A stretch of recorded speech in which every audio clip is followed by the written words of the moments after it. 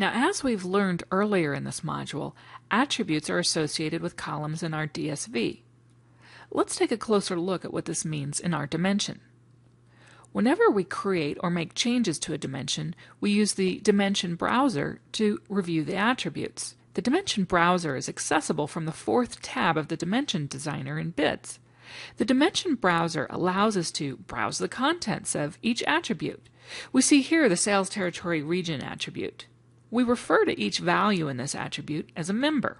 We have one member in the attribute for each distinct value in the key column that we specified in the source table.